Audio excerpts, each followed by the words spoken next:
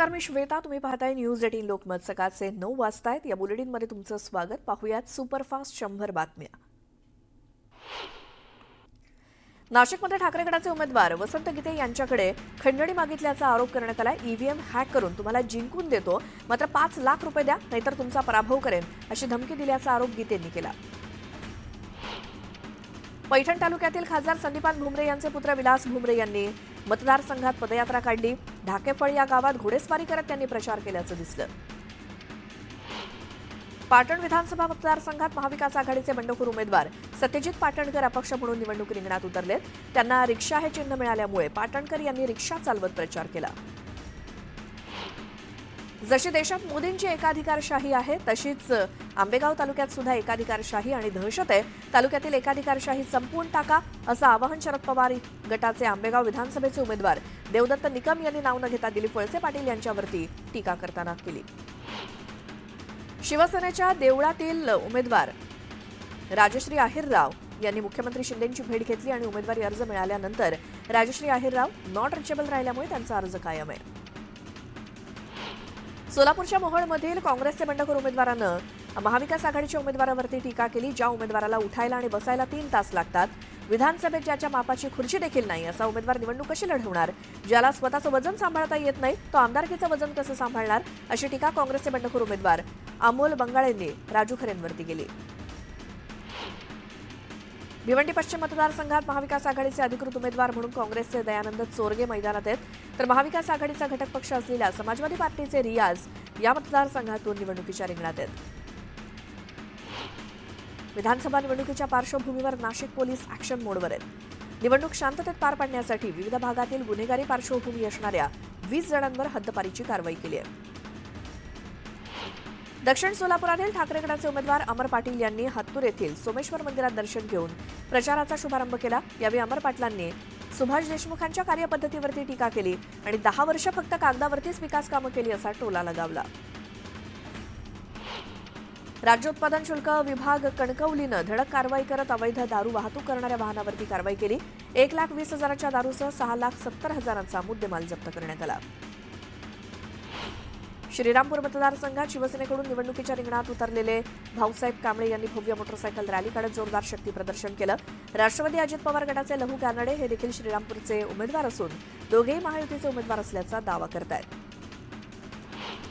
मुख्यमंत्री शिंदे आज विदर्भात जाहीर सभा घेणार आहेत. महायुती उमेदवारांच्या प्रचारासाठी ते नागपूर, भंडारा, यवतमाळ, अकोला या 4 ठिकाणी जाहीर सभा घेतील. दुनेश्वर पेढ्यांसाठी नागपुरात शरद पवार सभा घेणार आहेत. दुपारी गोंदियाच्या तिरोडामध्ये पवारांची सभा असेल, तर 5 वाजता काटोलमध्ये सभा पार पडेल. राज्यामध्ये निवडणुकीच्या प्रचाराचा धुरळा सुरू आहे. मनसे पक्षप्रमुख राज ठाकरे यांची घाटकोपरमध्ये संध्याकाळी 5 वाजता जाहीर सभा आहे. मनसे अध्यक्ष राज ठाकरे कोकण दौऱ्यावरती आहेत आणि उद्या राज ठाकरे गुहागर विधानसभा मतदारसंघातील सभेत काय बोलणार, याकडे सर्वांचं लक्ष लागलंय.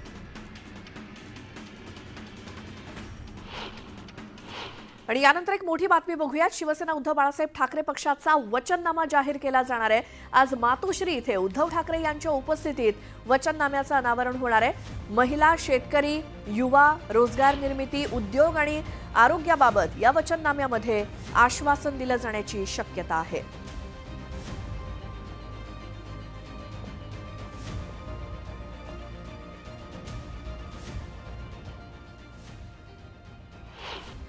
तर उद्धव ठाकरे अमरावती दौऱ्यावरती आहेत. यावेळी दर्यापूर इथे गजानन लवटे यांच्या प्रचारासाठी ते सभा घेणार असून दुपारच्या सत्रामध्ये यशोमती ठाकूर यांच्यासह सुनील खराटे यांच्यासाठी देखील प्रचार सभा घेणार आहेत. आदित्य ठाकरे आज छत्रपती संभाजीनगरचा दौरा करतायत. ठाकरे गटाच्या उमेदवारांचा प्रचार करण्यासाठी आदित्य ठाकरे छत्रपती संभाजीनगरला जाणार असून कन्नड तालुक्यातील पिशोर आणि वैजापूर तालुक्यातील शिऊर इथे त्यांची जाहीर सभा होणार आहे. नागपुरात देवेंद्र फडणवीसांच्या प्रचार कार्यालयाचं उद्घाटन करण्यात येणार आहे. संध्याकाळी 7 वाजता मंत्री नितीन गडकरींच्या हस्ते उद्घाटन होईल. अहिल्यानगर जिल्ह्यातील कर्जत जामखेड मतदारसंघात भाजपचे उमेदवार राम शिंदे यांच्या प्रचारासाठी ज्योतिरादित्य शिंदे मैदानात उतरलेत. राम शिंदेंसाठी त्या जाहीर सभा घेणार आहेत.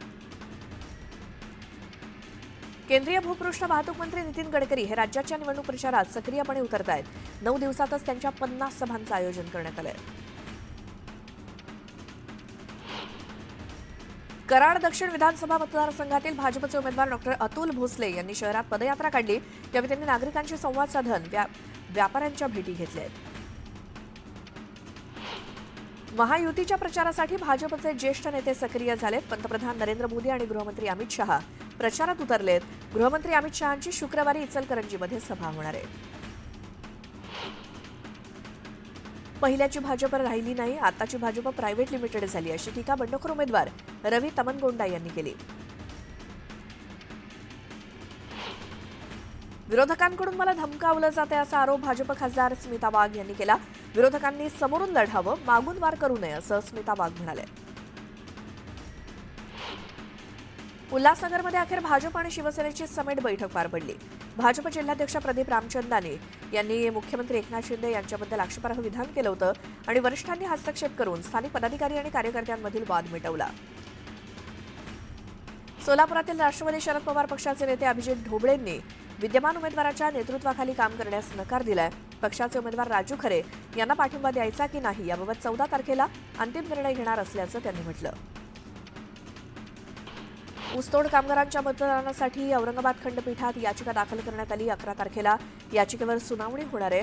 15 लाख ऊसतोड कामगार मतदानापासून वंचित राहण्याची भीती या याचिकेतून व्यक्त करण्यात आली। एमआयएमचे नेते अकबरुद्दीन ओवैसी यांनी मालेगावच्या सभेत केंद्र सरकारवर जोरदार टीका केली। सध्या देशात बेरोजगारी, महागाई या समस्या सोडवण्याऐवजी केंद्र सरकार हिंदू मुस्लिम यांच्यात वाद निर्माण करण्यात व्यस्त आहे असा हल्लाबोल ओवैसींनी केला। मंत्री अनिल पाटील यांनी अमळनेर मतदारसंघाचा जाहीरनामा प्रकाशित केला। आरोग्य, शिक्षण, रस्त्यांचे विकास, सिंचन क्षमता या गेल्या 5 वर्षात केलेल्या कामांचा लेखाजोखा देखील त्यांनी मांडला। राज्यातील काँग्रेस बंडखोरांवर एकाच वेळी निलंबनाची कारवाई करणार। आज संध्याकाळपर्यंत सर्वांचं निलंबन होईल असा इशारा विजय वडेट्टीवार यांनी दिला। उल्हासनगरातील एकमेव मोठं गोल मैदान 15 नोव्हेंबरपर्यंत पालिकेनं सत्संगासाठी भाड्यानं दिल्यामुळे योगी आदित्यनाथ यांच्या सभेला मैदान मिळत नाहीये। त्यामुळे त्यांना रस्ते किंवा सभागृहाचाच पर्याय राहिलाय।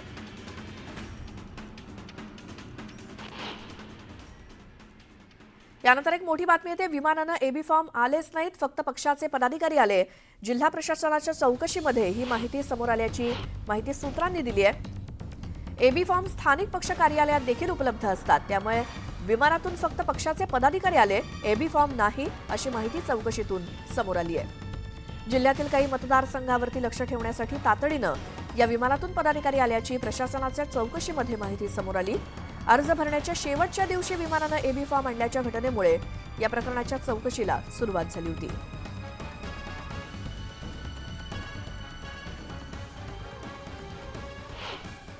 लोकसभा निवडणुकीत नोटाला मिळालेल्या पसंतीनं विधानसभेच्या रिंगणात असलेल्या उमेदवारांची चिंता वाढवली आहे, कारण विजयी उमेदवाराला विधानसभेच्या ऐरोली आणि बेलापूरमध्ये मिळालेल्या मताधिक्याच्या जवळपास नोटाला पडलेली मतं आहेत। हाच ट्रेंड या निवडणुकीत देखील कायम राहिल्यास विजयाचं गणित बदलू शकतं।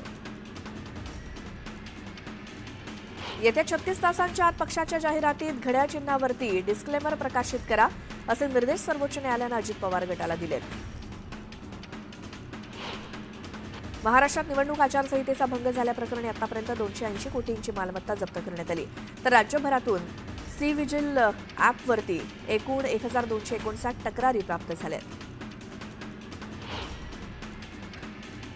साक्री विधानसभा मतदारसंघाच्या शिवसेना महायुतीच्या उमेदवार आमदार मंजुळा गावित यांनी शेनवडमधील भवानी मातेच्या मंदिरात नारळ फोडून प्रचाराला सुरुवात केली।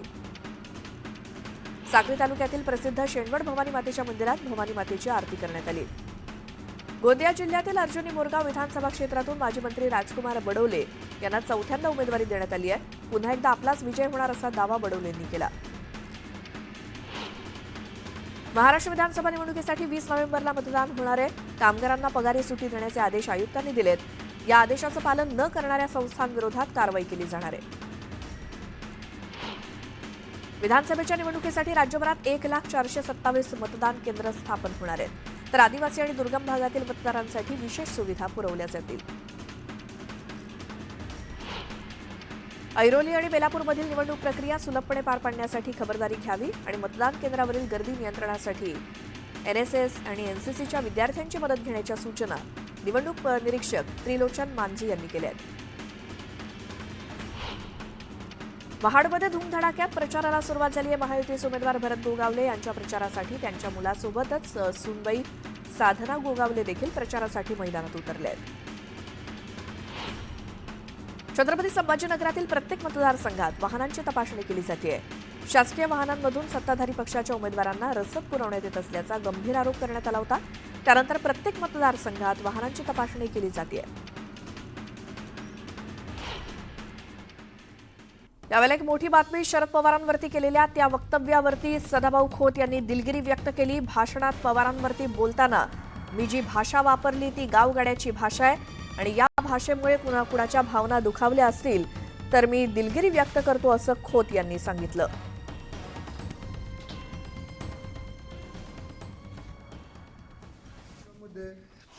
आदरणीय शरदचंद्र पवार यांच्याविषयी एक वादग्रस्त विधान तुम्ही केलेलं आहे आणि या वादग्रस्त विधानाचा शरदचंद्र पवार गटाकडून आपला निषेध व्यक्त केला जात आहे. भाऊ, या संदर्भात तुमची काय प्रतिक्रिया आहे? माझा कुणाच्या व्यंगत्वाकडं बघून बोलण्याचा हेतू नव्हता. ही गावगाड्याची भाषा आहे, परंतु काही लोकांनी त्या शब्दांचा अर्थाचा विपर्यास केला आणि त्यातून जर कुणाच्या भावना दुखवल्या असतील तर त्या भावना निश्चितपणानं आम्ही मागे घेतो, दिलगिरी व्यक्त करतो. कारण गावगाड्याची भाषा आहे. एखादा आबाळाकडे बघून बोलायला लागला तर आम्ही म्हणत असतो आरशात जाऊन बघ जा. आणि गावगाड्याची भाषा समजायला मातीमध्ये रुजावं लागतं, झुजावं लागतं, मातीमध्ये राबावं लागतं आणि मातीमध्येच मरावं लागतं. त्यावेळी गावाकडची आणि मातीची भाषा समजते. तर सदाभाऊ खोत यांचा आज पुणे दौरा रद्द करण्यात आलाय. सदाभाऊ आज इस्लामपुरातच राहणार आहेत. शरद पवारांवरती त्यांनी वादग्रस्त वक्तव्य केलं होतं आणि या वादग्रस्त वक्तव्यानंतर खोतांवरती टीका होऊ लागली. या टीकेनंतर सदाभाऊ खोत बॅकफूटवर गेलेत आणि सदाभाऊ खोतांनी दिलगिरी व्यक्त केली. पवारांवर केलेल्या वक्तव्यानंतर त्यांनी दिलगिरी व्यक्त करत वादग्रस्त वक्तव्यानंतर अखेर सदाभाऊ खोत यांनी दिलगिरी व्यक्त केली. सदाभाऊ खोत यांचा पुणे दौरा आजचा रद्द झालाय. ते आज इस्लामपुरातच राहणार आहेत. काल शरद पवार यांच्या संदर्भात बोलताना त्यांनी एक वादग्रस्त वक्तव्य केलं होतं, त्याच्यावरती त्यांनी आज दिलगिरी व्यक्त केली आहे.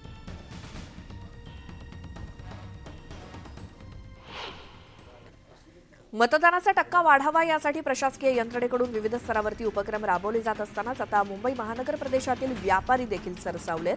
मतदानाचा हक्क बजावल्यानंतर खरेदीसाठी येणाऱ्या मतदारांना 10 ते 20% सवलत देण्याचं त्यांनी ठरवलंय. अंबरनाथ शहरात पाणी समस्येला वैतागून नागरिकांनी नो वॉटर नो वोट असा नारा देत मतदानावर बहिष्कार टाकण्याचा निर्णय घेतलाय. या निर्णयाचा सर्वच उमेदवारांना फटका बसणार आहे. 15 ऑक्टोबरपासून आतापर्यंत 20 दिवसांच्या आचारसंहिता कालावधीत पालघरमधील राज्य उत्पादन शुल्क विभागानं एकूण 99 गुन्ह्यांची नोंद केली आहे. या दरम्यान एकूण 1,01,39,000ची दारू जप्त केली आहे.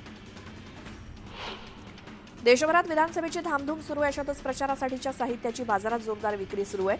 खिशाला लावायचे बॅच, वेगवेगळे झेंडे, फ्लोरोसेंट उपरणी या सगळ्याची कार्यकर्त्यांकडून खरेदी सुरू आहे.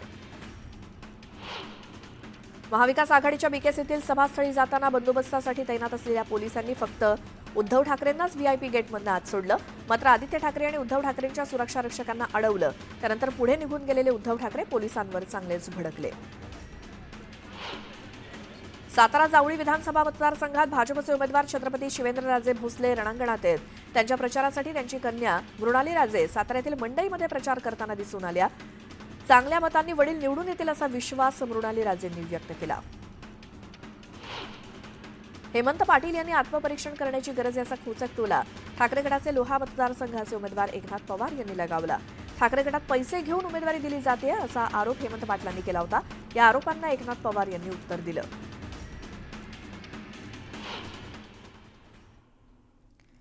यानंतर एक मोठी बातमी ती म्हणजे सुप्रीम कोर्टाच्या आदेशानंतर राष्ट्रवादी काँग्रेस पक्षाच्या वतीनं वर्तमानपत्रात अशा प्रकारची जाहिरात प्रसिद्ध करण्यात आलेली आहे. घड्याळ चिन्हाचा मुद्दा न्यायप्रविष्ट असल्याबाबतची जाहिरात 36 तासात वृत्तपत्रात द्या असे आदेश सर्वोच्च न्यायालयानं राष्ट्रवादी काँग्रेस अजित पवार पक्षाला दिले आणि न्यायालयानं यापूर्वी दिलेल्या आदेशांमध्येही चिन्हाबरोबरच प्रकरण न्यायप्रविष्ट असल्याचा उल्लेख करण्याचे निर्देश न्यायालयानं दिले होते. मराठीसोबतच प्रमुख वृत्तपत्रांमध्ये ठळकपणे 36 तासात घड्याळ चिन्हाबाबत अस्वीकारण द्या असे आदेश अजित पवार गटातर्फे बाजू मांडणारे ज्येष्ठ वकील बलबीर सिंह यांनी खंडपीठानं दिलाय. यांना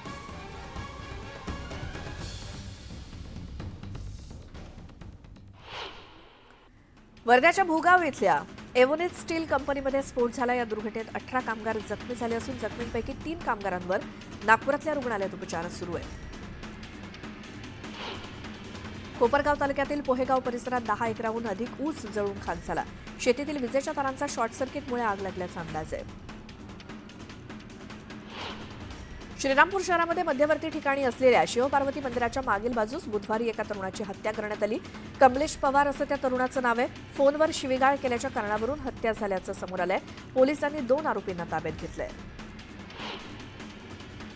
परभणी कोल्हापूर एसटी बसवरती मद्यपींनी दगडफेक केली. त्याच्यासोबतच जाब विचारायला गेलेल्या वाहक आणि चालकाला देखील मारहाण केली. या प्रकरणी 2 मद्यपींविरोधात गुन्हा दाखल झालाय.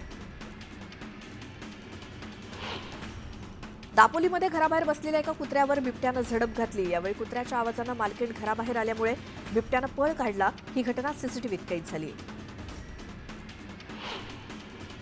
म्हाडाच्या मुंबई मंडळाच्या सोडतीतील 432 घरं परत आलेली असताना आता त्यात आणखी 19 घरांची भर पडणार आहे. मुदतवाढ देऊनही स्वीकृती पत्र न दिलेल्या 19 विजेत्यांची घरं रद्द होणार आहेत. जेईई ॲडव्हान्स परीक्षा देण्यासाठी आधी विद्यार्थ्यांना 2 वेळा संधी देण्यात येत होती. मात्र यामध्ये आता बदल करण्यात येणार आहे.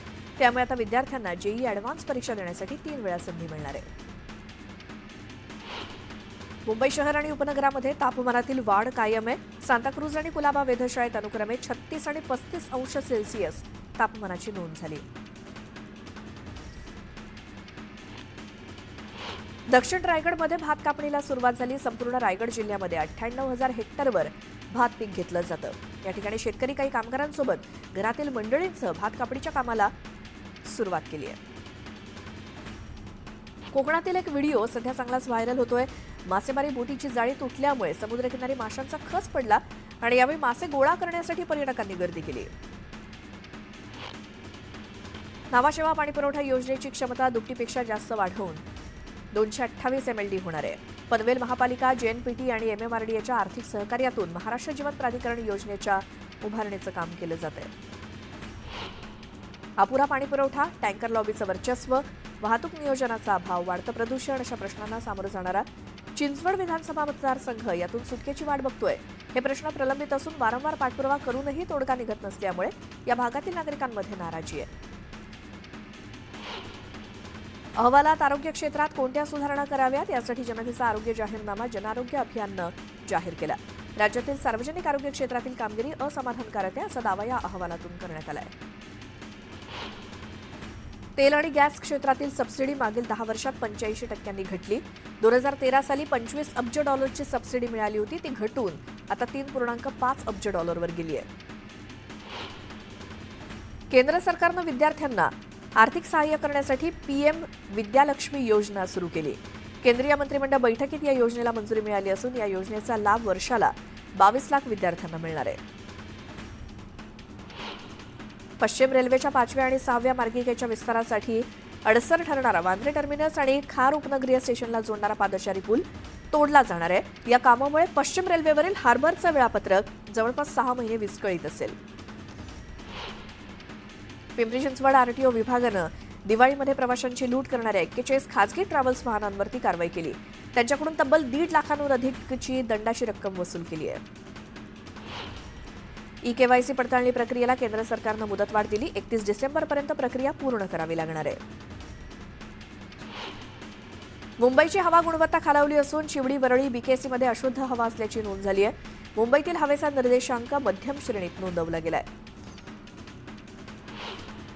पर्यावरण विषयक